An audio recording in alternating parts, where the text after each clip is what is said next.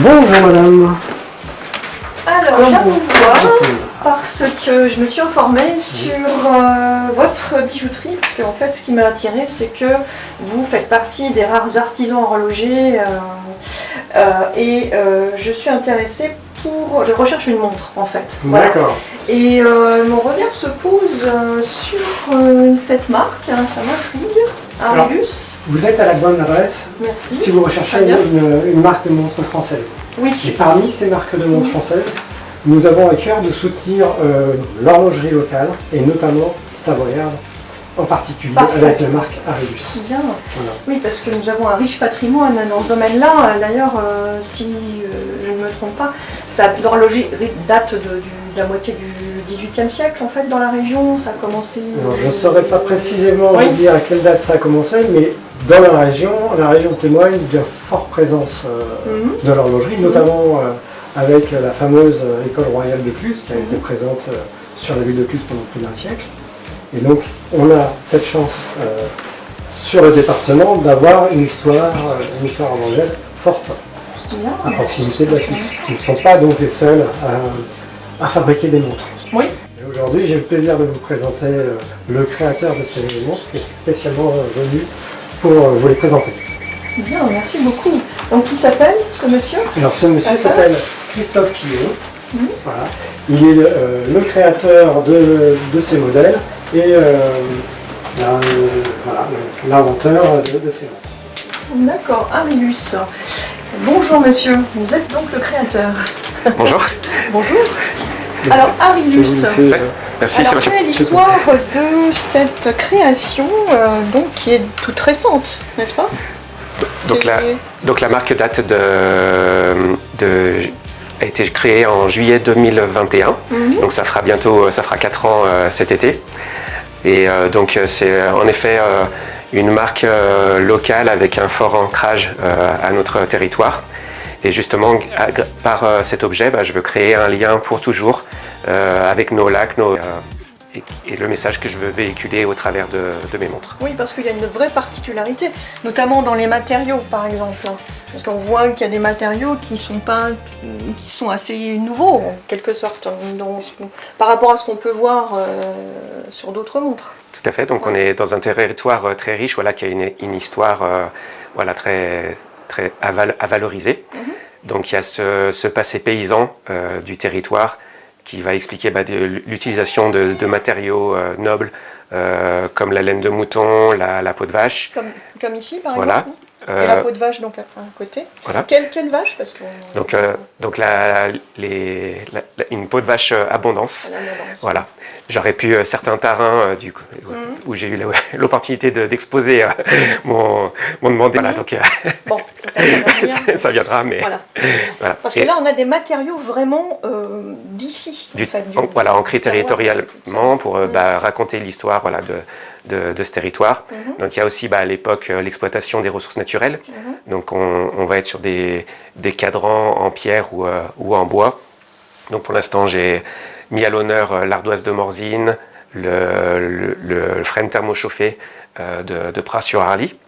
Et puis après, on a des industries justement qui sont venues s'installer dans nos vallées un peu plus tard, souvent le long des cours d'eau. Donc on a beaucoup de sidérurgie en Tarentaise ou en Maurienne. Donc j'ai commencé par l'acier inoxydable d'Ugine, mais il y a, pour plus tard, il pourrait y avoir du titane, l'histoire de l'aluminium de la vallée de la Maurienne. Et après, plus proche d'ici, dans la vallée de l'Arve, on a aussi toute cette industrie du décolletage qui s'est développée. Justement, un petit lien aussi avec le monde de l'horlogerie, parce qu'à l'époque, c'était ces marques horlogères genevoises qui avaient besoin de sous-traitants pour la fabrication de leurs composants, des petits rouages, des petits composants qui vont dans le mouvement d'une montre. Et justement, ces paysans, l'hiver, avaient besoin d'une deuxième source de revenus et se sont dit, on va mettre des machines dans nos étables l'hiver et puis on va produire des composants. Et c'est comme ça que le décolletage a démarré dans cette vallée. Voilà. Donc au niveau des matériaux, alors vous vous inscrivez, parce que l'horlogerie est en constante évolution, hein, on voit qu'il y a, disons, deux voies en fait. Il y a l'artisanat qui tend à disparaître entre guillemets, or c'est pas vraiment une disparition, c'est plutôt une évolution en fait, une transmutation, une transition vers donc des modèles qui s'inscrivent peut-être dans une dimension éco-responsable, voilà, ouais. donc quoi, voilà, l'évolution. Donc en tout cas moi oui, c'est comme ça que j'ai voulu inscrire ma marque, c'est de faire un mélange entre l'aspect artisanal et l'industrie. Donc j'ai pas vocation à faire des milliers de montres. Je veux rester dans ce domaine-là, proposer quelque chose d'unique et d'authentique, et pas partir sur du mass market, voilà, comme un terme anglophone voilà, qu'on utilise. Voilà. Il y a une vraie distinction à faire quand même entre la montre industrielle et la montre artisanale, justement. Qu'est-ce qui distingue, qu'est-ce qui fait sa spécificité, en fait ça va être le choix des matériaux, ça va être le choix aussi de valoriser l'artisanat, qui par essence n'est pas fait pour faire de la grosse production. Et donc moi, c'est ces acteurs-là que j'ai voulu mettre à l'honneur. On a redécouvert les métiers d'art avec ce qui arrivait à Notre-Dame à Paris. Mais moi, de par mon histoire, c'est quelque chose que je voulais... c'était ma priorité. Votre histoire. Voilà, et c'était ce que je voulais mettre à l'honneur. Et c'est ce choix stratégique que j'ai fait pour le positionnement de ma marque au départ. D'accord, très bien. Vous parlez de votre histoire, justement. Donc c'est la source, l'origine de l'orientation donc vers ce choix de créer vos propres modèles. Alors, justement... Tout à fait. J'ai la chance voilà, de faire un métier passion autour de la création. Donc moi, ça fait 30 ans que je suis actif dans l'industrie du luxe pour différentes maisons françaises ou suisses. Et voilà, comme tout passionné, voilà, il y a la journée de travail pour l'employeur et puis après le soir ou les week-ends, voilà, on aime tous se faire des beaux projets. Et donc régulièrement, voilà, je m'amusais à concevoir différents objets à la maison, à designer différents objets. Et il y a, en 2019, j'ai eu cette idée voilà, de raconter l'histoire de ma vallée, donc le Val d'Arlis que j'habite sur Ugine, au travers d'un objet comme une montre. Donc je suis allé chercher des matériaux de cette vallée, voilà, de la laine de mouton, avec une race de mouton qu'on a un peu locale là-bas, la tôle marteau, les ardoisières de Flumet, donc j'avais un petit bout d'ardoise. Et puis voilà, beaucoup d'amis qui travaillent aux aciéries du Gitec, voilà, que j'ai eu la chance de visiter. J'étais voilà, admiratif et respectueux même de leur travail. Hein. Vous imaginez des hommes à 2 mètres du métal en fusion. Voilà. Et voilà, malheureusement, il y a eu un incident il y a quelques mois. Voilà, avec une poche de, si je ne dis pas de bêtises, de 40 tonnes, voilà, qui est tombée. Voilà. Oui. Et en fait, il faut être respectueux de ces hommes et de ce travail, et qui est un fleuron en plus de l'industrie française, hein, parce que c'est le leader mondial de l'acier inoxydable. Et donc j'avais à cœur, voilà, par passion, de valoriser tous ces acteurs. Et après, pour aller, ma communication est axée là-dessus, en fait, sur la valorisation. Je ne parle pas que de Arilus, je parle de tous ces acteurs, aujourd'hui mes 20 partenaires, donc artisans, industriels, et qui gravitent autour du projet Arilus.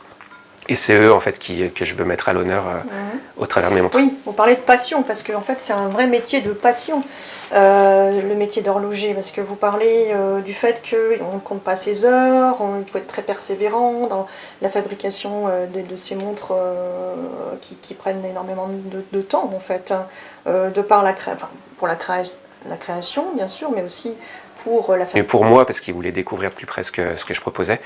Et donc justement, on est accompagné par un comité qui s'appelle France Éclat, qui valorise toute cette renaissance un peu de l'horlogerie française. Et d'autant plus que, même si moi, à mon niveau, je ne le ressens pas trop, mais par exemple, l'État, quand on a parlé de réindustrialisation en France, en fait, la montre fait partie des 3 ou 5 objets, je ne me rappelle plus, qui ont été choisis par l'État pour soutenir cette industrie, pour accompagner la réindustrialisation française. Donc c'est plutôt actif du côté de Besançon, parce qu'il y a différents... Ah oui, c'est là-bas aussi ça. Voilà. Donc surtout que le comité de l'horlogerie français est plutôt... France Horlogerie est plutôt basé du côté de Besançon. Donc ils ont mis en place différents dispositifs pour accompagner cette réindustrialisation. Sur les Pays de Savoie, il y a eu 2-3 petits événements qui ont été faits, mais pour l'instant qui n'ont pas forcément débouché sur des aides concrètes. Voilà. Mais en tout cas, l'horlogerie et la montre, et l'État a souhaité soutenir cet objet pour accompagner cette réindustrialisation de la France. Très bien. Donc là, on est sur quelle tendance finalement? Parce qu'on a les montres industrielles, les montres artisanales, c'est deux mondes différents, on peut dire. Après, qui se complètent, parce que voilà, c'est ce qui est bien dans l'horlogerie. Après, le client, il doit juste être conscient de ce qu'il achète. Oui. Mais on peut avoir une montre... même mécanique à 200 ou 300 euros, par rapport aux miennes par exemple qui sont à 3000, et voilà, après il faut regarder l'origine du mouvement, et même avec un mouvement suisse ou maintenant français, parce que depuis un an il y a un mouvement français, après la fabrication de l'habillage. Un mouvement français, d'accord, voilà. C'est-à-dire donc c'est à Besançon justement, il y a une structure qui s'appelle France Ébauche. D'accord. C'est une ancienne société qui a été un peu comme LIP, on a parlé de LIP tout à l'heure, voilà, qui est remise sur pied, voilà, avec un groupe franco-espagnol et une entité. Et après aussi sur la partie habillage, voilà, parce qu'un mouvement suisse peut être dans un habillage qui est fabriqué relativement loin d'ici, mais qui va permettre, voilà, de positionner à un niveau de prix qui sera peut-être plus accessible à une majorité de personnes. D'accord, voilà. Donc là il y a un mix en fait, voilà, ici dans la mécanique. Et puis moi il y a un mouvement suisse, voilà, en attendant le français, avec un habillage, donc tout l'extérieur de la montre qui est également fabriqué, et surtout, ça c'est l'histoire de ma marque, qui est fabriquée essentiellement en Pays de Savoie. Bien, voilà. Parce qu'il y a une forme particulière, là vous avez des arcs sur toutes vos montres, il y a d'autres modèles, peut-être qu'on pourra en voir d'autres après. Oui. Il y a une symbolique. Tout à fait, donc donc j'ai pris ce risque, parce que j'aime créer, et je voulais vraiment proposer quelque chose de différent.